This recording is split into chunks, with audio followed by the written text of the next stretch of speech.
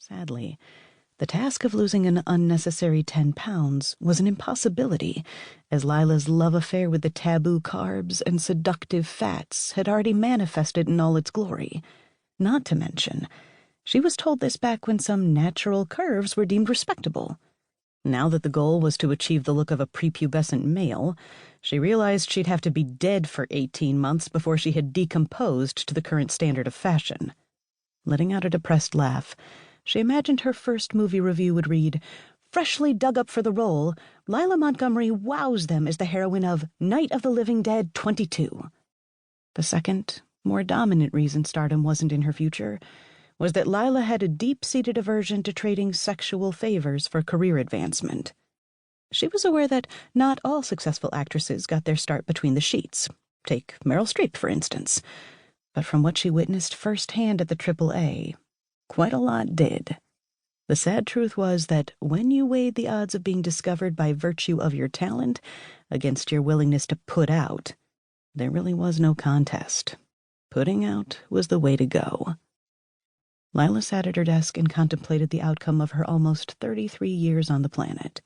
She thought about all the times she'd spent tottering around her childhood home in high heels, swathed in feather boas, pretending to be either Diane Spencer or Jessica Rabbit. Sort of princess pinup, if you will. When those dreams faded, her next ambition was to write the great American novel, a historical epic along the lines of North and South. Yet every time she sat at her computer, some inner vixen took over and began creating volumes of racy fantasies instead of historical intrigue. The fantasies happily filled the gap in her social life, but did nothing for her dreams of becoming a celebrated novelist. Consequently, the serious historical events she'd set out to portray always turned into alarming, bodice-ripping incidents. The gallant young officer who urgently set out to deliver a top-secret message was inevitably delayed by a lush-bosomed young thing bent on seduction. What was a red-blooded young man to do? At first, Lila fought against her tendency to write trash. After all, she wanted to be nominated for a Pulitzer one day. She wanted respect. But after years of struggling to compose a serious narrative, she gave up and let her alter ego, alarmingly named Jasmine Sheath, have her way. Now, Lila, a.k.a. Jasmine, spent all her free time at her computer, orchestrating deflowerings, seductions, and all sorts of body goings-on. As her mind continued to wander, Lila's eyes fixated on the 2 letters sitting on her desk. One filled her with a pure rush of pride and excitement. The other filled her with dread. She set aside the envelope full of happy tidings, knowing full well that she could never share its contents with anyone. In fact, she thought the news was so private that she'd best lock it in her desk drawer for safekeeping.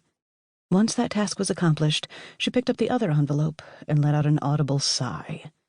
In her hands was that bit of correspondence that, depending on what you'd accomplished in your life, you either anticipated like Christmas morning or dreaded like a bad case of poison ivy on your private parts. It was the invitation to her 15-year high school class reunion.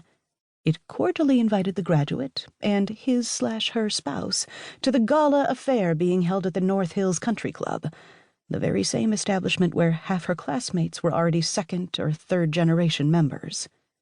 Lila didn't begrudge them their memberships to the club, having spent much of her early days treading those same hallowed grounds. In fact, had she never left Bentley, she would probably be teeing off with the Ladies' Junior Golf League every Wednesday morning, while her offspring learned to doggy paddle in the kiddie pool. What Lila did envy were their spouses and children.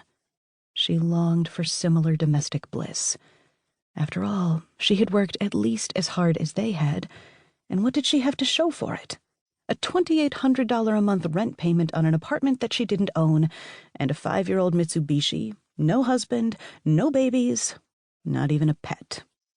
3 decades had come and gone, and Lila finally realized that what she really wanted was the life she grew up with. She didn't need an Academy Award. She didn't even need a Pulitzer. She just wanted to have someone to love and someone who would love her back. Was that too much to ask? Lila's musings were interrupted by the ringing of her private desk line. "Josh Ferber's office. How may I help you?" A breathy voice responded.